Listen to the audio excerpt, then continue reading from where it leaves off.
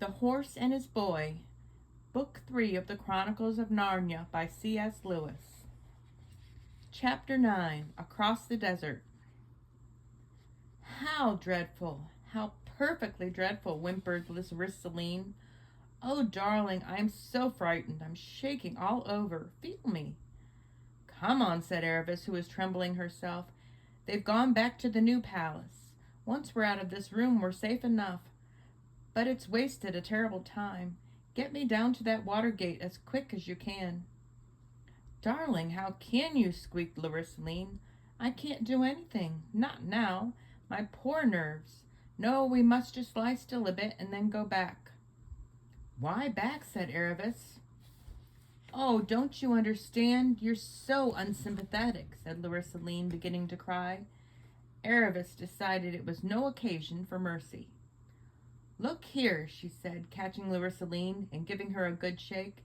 If you say another word about going back, and you don't start taking me to that water gate at once, do you know what I'll do? I'll rush out into that passage and scream. Then we'll both be caught. But we shall both be killed, said Celine. Didn't you hear what the Tisroc, may he live forever, said? Yes, and I'd sooner be killed than married to Astra. So come on. Oh, you are unkind, said Celine, and I in such a state. But in the end she had to give in to Aravis.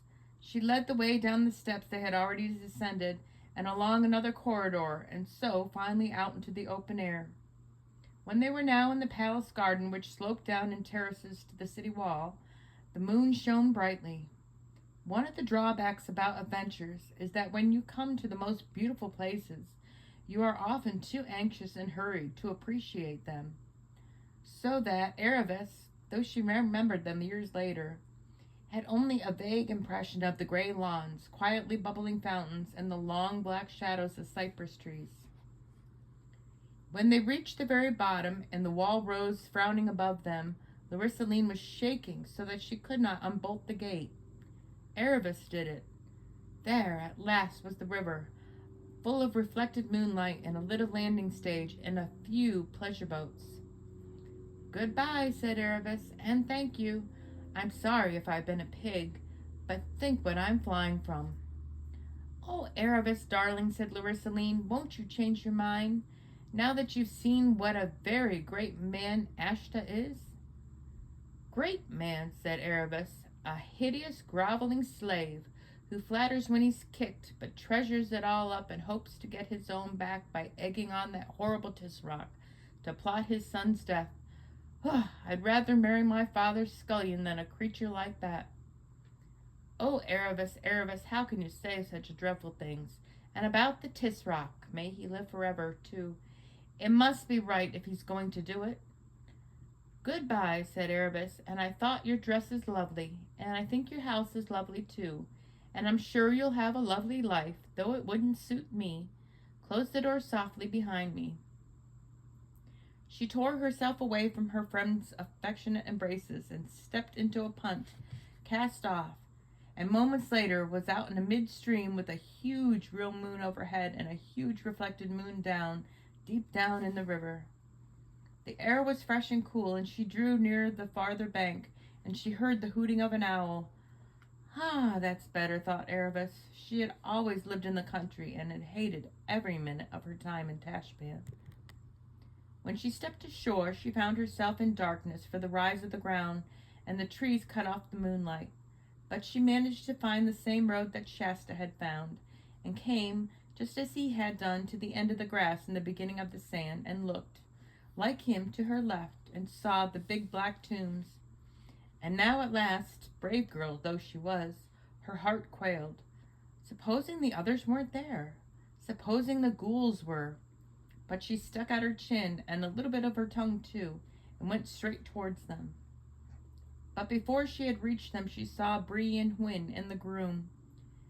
You can go back to your mistress now, said Aravis, quite forgetting that he couldn't until the city gates opened the next morning. Here is the money for your pains.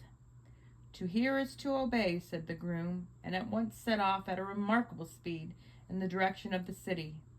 There was no need to tell him to make haste, for he also had been thinking a good deal about the ghouls. For the next few seconds, Erebus was busy kissing the noses and patting the necks of Hwin and Bree, just as if they were quite ordinary horses. "And here comes Shasta, thanks be to the lion," said Bree.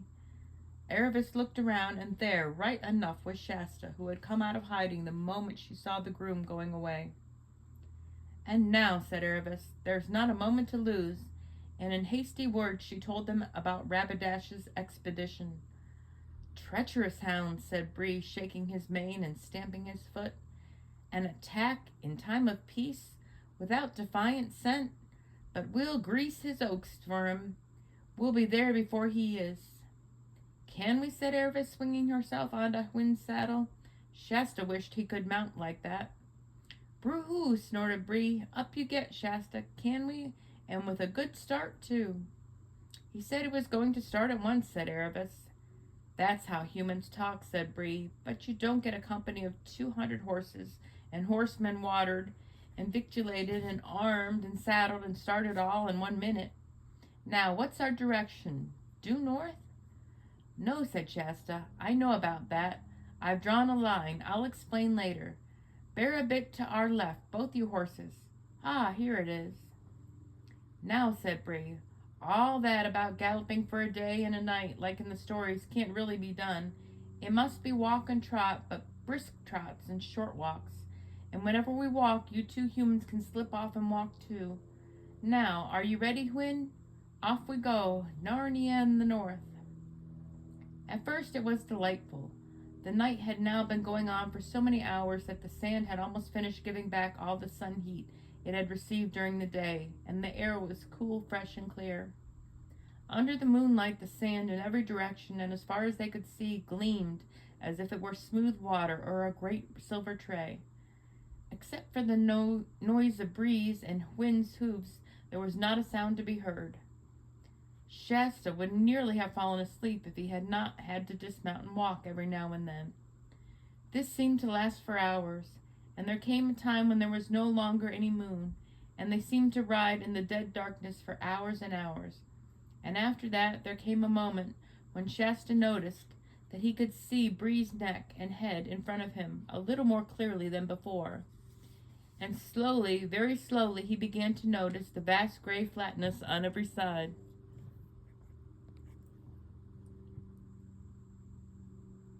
It looked absolutely dead, like something in a dead world, and Shasta felt quite terribly tired and noticed that he was getting cold and that his lips were dry. And all the time the squeak of the leather and the jingle of the bits and the noise of the hoofs, not puppety-puppety as it would be on a hard road, but thumpety-thumpety on the dry sand. At last, after hours of riding, far away on his right there came a long streak of paler gray, lower down on the horizon. Then a streak of red. It was the morning at last, but without a single bird to sing about it. He was glad of the walking bits now, for he was colder than ever. Then suddenly the sun rose, and everything changed in a moment. The gray sand turned yellow and twinkled as if it were strewn with diamonds, and on their left the shadows of Shasta and Hwin and Bree and Erebus, enormously long, raced beside them. The double peak of Mount Pier far ahead flashed in the sunlight, and Shasta saw that they were a little off course.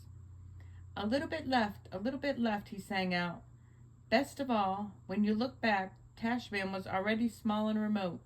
The tombs were quite invisible, swallowed up in that single jagged-edged hump, which was the city of the Tisroc.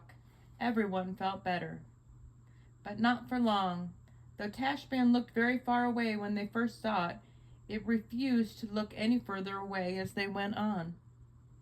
Shasta gave up looking back at it, for it only gave him the feeling that they were not moving at all. Then the light came a nuisance. The glare of the sand made his eyes ache, but he knew he mustn't shut them. He must screw them up and keep looking on ahead at Mount Pier and shouting out directions.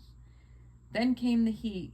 He noticed for the first time when he had to dismount and walk, as he slipped down to the sand, the heat from it struck up to his face, as if from the opening of an oven door. Next time it was worse, but the third time his bare feet touched the sand, He screamed with pain and got one foot back in the stirrup and the other half over Bree's back before you could have said knife. "Sorry, Bree," he gasped. "I can't walk. It burns my feet." "Of course," panted Bree. "Should have thought of that myself. Stay on. Can't be helped." "It's all right for you," said Shasta to Aravis, who was walking beside Twin. "You've got shoes on." Aravis said nothing and looked prim. Let's hope she didn't mean to, but she did. On again, trot and walk and trot, jingle, jingle, squeak, squeak, squeak. Smell of her horse, smell of hot self, blinding glare, headache. And nothing at all different for mile after mile. Tashbaan would never look any further away. The mountains would never look any nearer. You felt this had been going on for always.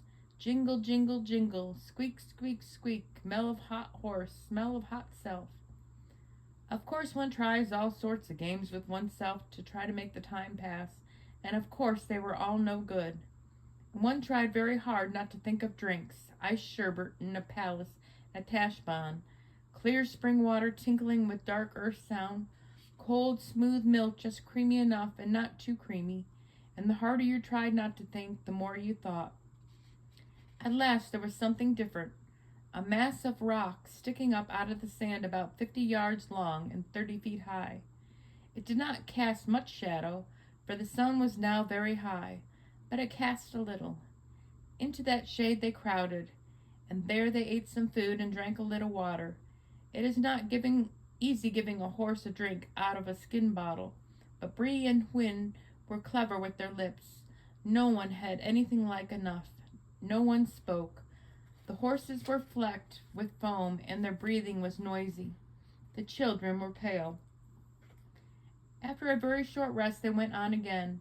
Same noises, same smells, same glare, till at last their shadows began to fall on their right, and then got longer and longer till they seemed to stretch out to the eastern end of the world. Very slowly the sun drew nearer to the western horizon, and now at last he was down, and thank goodness, the merciless glare was gone, though the heat coming up from the sand was still as bad as ever. 4 pairs of eyes were looking out eagerly for any sign of the valley that Swallow Pad, the raven, had spoken about. But mile after mile there was nothing but level sand, and now the day was definitely done. And most of the stars were out, and still the horses thundered on, and the children rose and sank in their saddles, miserable with thirst and weariness. Not till the moon had risen did Shasta, in the strange barking voice of someone whose mouth is perfectly dry, shout out, "There it is!" There was no mistaking it now. Ahead and a little to the right there was a last slope, a slope downward, and a hummock of rocks on each side. The horses were far too tired to speak, but they swung round towards it, and in a minute or two they were entering the gully. At first it was worse than it was before out in the open desert, for there was a breathless stuffiness between the rocky walls and the less moonlight. The slope continued steeply downward, and the rocks on either side rose to the heights of the cliffs. When they began to meet vegetation, prickly cactus-like plants and coarse grass of the kind that would prick your fingers. Soon the horse hooves were falling on pebbles and stones instead of sand. Round every bend of the valley, and it had many bends, they looked eagerly for water. The horses were nearly at the end of their strength now, and Hwin, stumbling and panting, was lagging behind Bree. They were almost in despair before they came to a little muddiness and a tiny trickle of water through softer and better grass. And the trickle became a brook, and the brook became a stream with bushes on either side, and the stream became a river, and there came, after more disappointments than I could possibly describe, a moment when Shasta, who had been in a kind of doze, suddenly realized that Bree had stopped and found himself slipping off. Before them a little cataract of water poured into a broad pool, and both the horses were already in the pool with their heads down, drinking and drinking and drinking. "Oh," said Shasta, and plunging in, it was about up to his knees, and stooped his head right into the cataract. It was perhaps the loveliest moment of his life. It was about 10 minutes later when all 4 of them, the 2 children wet nearly all over, came out and began to notice their surroundings. The moon was now high enough to peep down into the valley. There was soft grass on both sides of the river, and beyond the grass trees and bushes sloped up to the bases of the cliffs. There must have been some wonderful flowering shrubs hidden in that shadowy undergrowth, for the whole glade was full of the coolest and most delicious smells. And out of the darkest recesses among the trees there came a sound Shasta had never heard before, a nightingale. Everyone was much too tired to speak or eat. The horses, without waiting to be unsaddled, laid down at once. So did Aravis and Shasta. About 10 minutes later, the careful Hwin said, "But we mustn't go to sleep. We've got to keep ahead of that Radbash." "No," said Bree very slowly, "mustn't go to sleep, just a little rest." Shasta knew for a moment that they would all go to sleep if he didn't get up and do something about it, and he felt he ought to. In fact, he decided that he would get up and persuade them to go on, but presently, not just yet. Very soon the moon shone and the nightingale sang over 2 horses and 2 human children, all fast asleep. It was Aravis who woke first. The sun was already high in the heavens and the cool morning hours were already wasted. "It's my fault," she said to herself furiously as she jumped up and began to rouse the others. "One wouldn't expect horses to keep awake after a day's work like that, even if they can talk. And of course, that boy wouldn't. He had no decent training, but I ought to have known better." The others were dazed and stupid with the heaviness of their sleep. "Hi-ho, broo-hoo," said Bree. "Been sleeping in my saddle, eh? I'll never do that again. Most uncomfortable." "Oh, come on," said Aravis. "We've lost half the morning already. There isn't a moment to spare." "A fellow's got to have a mouthful of grass," said Bree. "I'm afraid we can't wake," said Aravis. "What's the terrible hurry?" said Bree. "We've crossed the desert, haven't we?" "But we're not in Archenland yet," said Aravis, "and we've got to get there before Rapidash." "Oh, we must be miles ahead of him," said Bree. "Haven't we been coming a shorter way? Didn't that raven friend of yours say this was a shortcut, Shasta?" "He didn't say anything about shorter," answered Shasta. "He only said better, because you got to a river this way. If the oasis is due north of Tashband, then I'm afraid this may be longer." "Well, I can't go on without a snack," said Bree. "Take my bridle off, Shasta." "Please," said Hwin very shyly. "I feel just like Bree, that I can't go on. But when horses have humans with spurs and things on their backs, aren't they often made to go on when they're feeling like this? And then they find they can. I mean, oughtn't we able to do more than now? Now that we're free, it's all for Narnia." "I think, ma'am," said Bree very crushingly, "that I know a little more about campaigns and forced marches and what a horse can stand than you do." To this Hwin made no answer, being like most highly bred mares, a very nervous and gentle person who was easily put down. In reality, she was quite right, and if Bree had made a Tarkan on his back at that moment to make him go on, he would have found that he was good for several hours, hard going. But one of the worst results of being a slave and being forced to do things is that there is no one to force you any more than you find you have almost lost the power of forcing yourself. So they had to wait while Bree had a snack and a drink, and of course Hwin and the children had a snack and a drink too. It must have been nearly 11 o'clock in the morning before they finally got going on, and even then Bree took things much more gently than yesterday. It was really Hwin, though. She was the weaker and more tired of the two, who set the pace. The valley itself, with its brown, cool river and grass and moss and wildflowers and rhododendrons, was such a pleasant place that it made you want to ride slowly. Chapter 10. The Hermit of the Southern March. After they had ridden for several hours down the valley, it widened out and they could see what was ahead of them. The river which they had been following here was joined with a broader river, wide and turbulent, which flowed from their left to the right towards the east. Beyond this new river, a delightful country rose gently in the lower hills, ridge beyond ridge, to the northern mountains themselves. To the right there were rocky pinnacles, 1 or 2 of them with snow clinging to the ledges. To the left, pine-clad slopes, frowning cliffs, narrow gorges, and blue peaks stretched away as far as the eye could reach. He could no longer make out Mount Pier straight ahead on the mountain range, sank to a wooden saddle, of which of course must be the pass from Archenland into Narnia. Broo-hoo-hoo, the north, the green north, neighed Bree, and certainly the lower hills look greener and fresher than anything that Erebus and Shasta, with their somber eyes, had ever imagined. Spirits rose as they clattered down to the water's meet of the two rivers. The eastern flowing river, which was pouring from the higher mountains at the western end of the range, was far too swift and too broken with rapids for them to think about swimming it. But after some casting about, up and down on the bank, they found a place shallow enough to wade. The roar and clatter of water, the great swirl against the horses' fettocks, the cool stirring air, and the darting dragonflies filled Shasta with strange excitement. "Friends, we are in Archenland," said Bree proudly as she splashed and churned his way out of the northern bank. "I think that river we've just crossed is called the Winding Arrow." "I hope we're in time," murmured Hwin. When they began going up, slowly and zigzagging a great deal, for the hills were steep, it was all open, park-like country, with no roads or houses in sight. Scattered trees, never thick enough to be a forest, were everywhere. Shasta, who had lived all his life in an almost treeless grassland, had never seen so many, or so many kinds.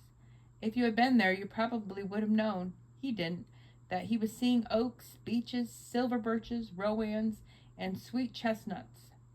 Rabbits scurried away in every direction as they advanced, and presently they saw a whole herd of fallow deer making off among the trees. "Isn't it simply gorgeous?" said Erebus. At the first ridge, Shasta turned in the saddle and looked back. There was no sign of Tashbaan. The desert, unbroken except for the narrow green crack which they had traveled down, spread onto the horizon. "Hello," he said. "What's that?" "What's what?" said Bree, turning around. Hwin and Erebus did the same thing. "That," said Shasta, pointing. "It looks like smoke. Is it a fire?" "Sandstorm, I should say," said Bree. "Not much wind to raise it," said Erebus.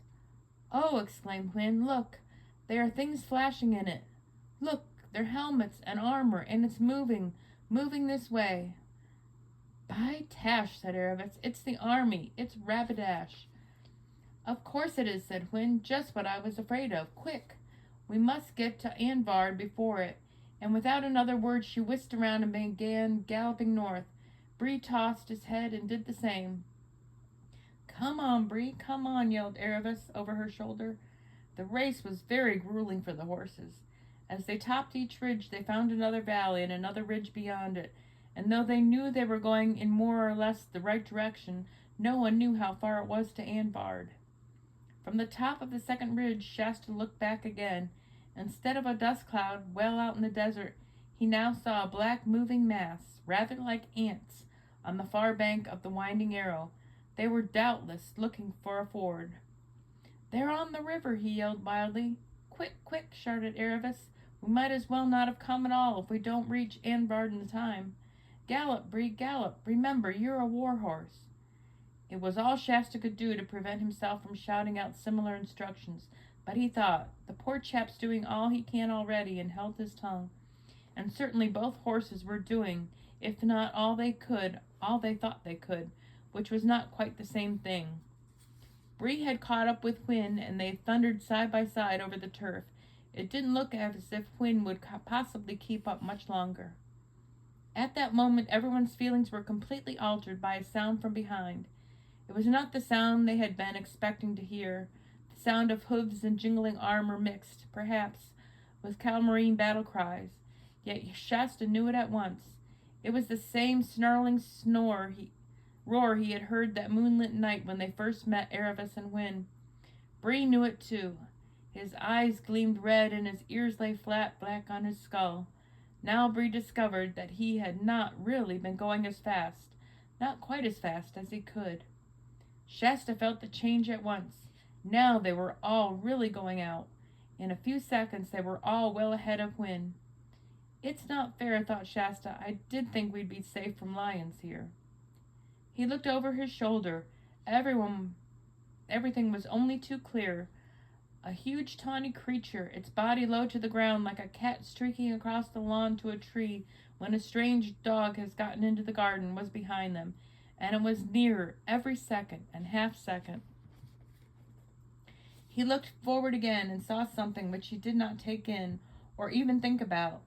Their way was barred by a smooth green wall about 10 feet high. In the middle of that wall there was a gate, open. In the middle of the gateway stood a tall man, dressed down to his bare feet in a robe colored like autumn leaves, leaning on a straight staff. His beard fell almost to his knees. Shasta saw all this in a glance and looked back again. The lion had almost gotten wind now. It was making snaps at her hind legs, and there was no hope now in her foam-flecked, wide-eyed face. "Stop," bellowed Shasta in Bree's ear. "Must go back. Must help." Bree always said afterwards that he never heard or never understood this, and as he in general is a very truthful horse, we must accept his word. Shasta slipped his feet out of the stirrups, slid both his legs over the left side, and hesitated for one hideous hundredth of a second, and jumped. It hurt horribly and nearly winded him, but before he knew how it hurt him, he was staggered back to help Aravis. He had never done anything like this in his life before, and hardly knew why he was doing it now. One of the most terrible noises in the world, as a horse's scream, broke from Hwin's lips. Aravis was stooping low over Hwin's neck and seemed to be trying to draw her sword. And now all three, Aravis, Hwin, and the lion, were almost on top of Shasta. Before they reached him, the lion rose on his hind legs, larger than you would have believed a lion could be, and jabbed at Aravis with its right paw. Shasta could see all the terrible claws extended. Aravis screamed and reeled in the saddle. The lion was tearing her shoulders. Shasta, half mad with horror, managed to lurch towards the brute. He had no weapon, not even a stick or a stone. He shouted out idiotically at the lion as one would at a dog, "Go home, go home." For a fraction of a second he was staring right into its wide-open, raging mouth. Then, to his utter astonishment, the lion, still on his hind legs, checked itself suddenly, turned head over heels, picked itself up, and rushed away. Shasta did not for a moment suppose it had gone for good. He turned and raced for the gate in the green wall, which now, for the first time, he remembered seeing. Hwin, stumbling and nearly fainting, was just entering the gate. Aravis kept her seat, but her back was covered with blood. "Come in, my daughter, come in," the robed and bearded man was saying, and then, "Come in, my son." As Shasta panted up to him, he heard the gate close behind him, and the bearded stranger was already helping Aravis off her horse. They were in a wide and perfectly circular enclosure, protected by a high wall of green turf, a pool of perfectly still water so full that the water was almost exactly level with the ground lay before him. At one end of the pool, completely overshadowing it with its branches, there grew the hugest and most beautiful tree that Shasta had ever seen. Beyond the pool was a little low house of stone roofed, with deep and ancient thatch. There was a sound of bleating, and over in the far corner of the enclosure there were some goats. The level grass was completely covered with the finest grass. Are you, panted Shasta, are you King Lune of Archland?" The old man shook his head. "No," he replied in a quiet voice. "I am the hermit of the Southern March. And now, my son, waste no time on questions, but obey. This damsel is wounded, your horses are spent. Rabidash is at this moment finding a ford over the winding arrow. If you run now, without a moment's rest, you will still be in time to warn King Lune." Shasta's heart fainted at these words, for he felt he had no strength left, and he writhed inside at what seemed the cruelty and unfairness of the demand. He had not yet learned that if you do one good deed, your reward usually is to be set to do another, and harder and better one. But all he said out loud was, "Where's the king?" The hermit turned and pointed with his staff. "Look," he said, "there's another gate, right opposite the one you entered by. Open it and go straight ahead, always straight ahead, over level or steep, over smooth or rough, over dry or wet. I know that my art, that you will find King Lune straight ahead, but run, run, always run." Shasta nodded his head, ran to the northern gate, and disappeared beyond it. Then the hermit took Aravis, whom he had all this time been supporting with his left arm, and half led, half carried her into the house. After a long time he came out again. Now, cousins, he said to the horses, it is your turn. Without waiting for an answer, and indeed they were too exhausted to speak, he took the bridles and saddles off both of them. Then he rubbed them both down so well that a groom in a king's stable could not have done it better. There, cousins, he said, dismiss it all from your minds and be comforted. Hot is water, and there is grass. You shall have a hot mash when I have milked my other cousins, the goats. Sir, said Hwin, finding her voice at last, will the Tarquínia live? Has the lion killed her? I know many present things by my art, replied the hermit with a smile, have yet little knowledge of things future.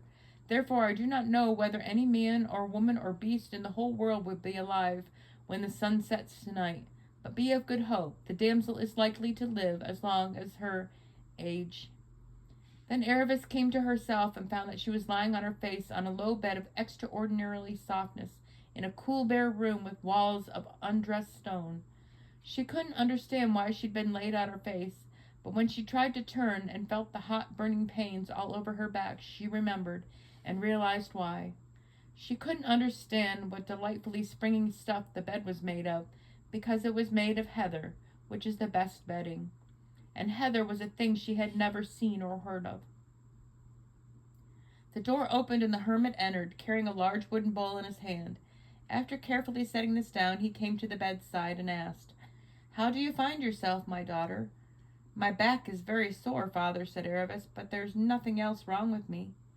He knelt beside her and laid his hand on her forehead and felt her pulse. There is no fever, he said. You will do well. Indeed, there is no reason why you should not get up tomorrow. But now, drink this. He fetched the wooden bowl and held it to her lips. Aravis couldn't help making a face when she tasted it, for goat's milk is rather a shock when you are not used to it. But she was very thirsty and managed to drink it all and felt better when she had finished. Now, my daughter, you may sleep when you wish, said the hermit, for your wounds are washed and dressed, and though they may smart, they are no more serious than they had been the cuts of a whip. It must have been a very strange lion, for instead of catching you out in the saddle and for getting his teeth into you, he has only drawn his claws across your back. 10 scratches, sore, but not deep or dangerous. I say, said Aravis, I have had luck. Daughter, said the hermit, I have now lived 109 winters in this world, and have never met anything such as luck. There is something about all of this I do not understand, but if we ever need to know it, you may be sure that we shall. And what about Radbash and his 200 horses, said Aravis. They will not pass this way, I think, said the hermit. They must have found a ford by now, well to the east of us. But there they will try to ride straight to Arnvard. Poor Shasta, said Aravis. Has he far to go? Will he get there first? There is good hope of it, said the old man. Aravis lay down again, on her side this time, and said, Have I been asleep for a long time? It seems to be getting dark. The hermit was looking out of the only window which faced north. This is not the darkness of night, he said presently. The clouds are falling down from the stormless head. Our foul weather always comes from there in these parts. There will be thick fog tonight. Next day, except for her sore back, Aravis felt so well that after breakfast, which was porridge and cream, the hermit said she could get back up, and of course she at once went out to speak to the horses. The weather had changed, and the whole of that green enclosure was filled, like a great green cup, with sunlight. It was very peaceful, lonely, and quiet. Hwin at once tossed across to Aravis and gave her a horse kiss. But where's Bree? Said Aravis, when each of them had asked about the other's health and sleep. Over there, said Hwin, pointing with her nose to the far side of the circle, and I wish you'd come talk to him. There's something wrong. I can't get a word out of him. They strolled across and found Bree lying with his face toward the wall, and though he must have heard them coming, he never turned his head or spoke a word. Good morning, Bree, said Aravis. How are you this morning? Bree muttered something that no one could hear. The hermit says that Shasta probably got to King Lune in time, continued Aravis, so it looks as if all our troubles are over. Narnia at last, Bree. I shall never see Narnia, said Bree in a low voice. Aren't you well, Bree, dear? Said Aravis. Bree turned around at last, and his face mournful as only a horse's can be. I shall go back to Calormen, he said. What, said Erebus, back into slavery? Yes, said Bree. Slavery is all I'm fit for. How can I ever show my face among the free horses of Narnia? I, who left a mare and a girl and a boy to be eaten by lions while I galloped all I could to save my own wretched skin. We all ran as hard as we could, said Win. Shasta didn't, snorted Bree. At least he ran in the right direction, ran back. And that is what shames me most of all. I, who call myself a war horse and boasted of 100 fights, to be beaten by a little human boy, a child, a mere foal, who had never held a sword nor had any good nurture or examples in his life. I know, said Erebus. I felt just the same. Shasta was marvelous. I'm just as bad as you, Bree. I've been snubbed him and looking down on him ever since you met us, and now he turns out to be the best of all of us. But I think it would be better to stay and say we're sorry than to go back to Calormen. It's all very well for you, said Bree. You haven't disgraced yourself, but I've lost everything. My good horse, said the hermit, who had approached them unnoticed because his bare feet made so little noise on that sweet dewy grass. My good horse, you've lost nothing but your self-conceit. No, no, cousin, don't put back your ears and shake your mane at me. If you are really so humbled as you sounded a minute ago, you must learn to listen to sense. You're not quite the great horse you had come to think, from living among poor dumb horses. Of course you were braver and cleverer than them. You could hardly help being that. It doesn't follow that you should be anyone very special in Narnia, but as long as you know you're nobody very special, you'll be very decent sort of horse, on the whole, and taking one thing with another. And now, if you and my other 4-footed cousin would come round to the kitchen door, we'll see about the other half of that mash.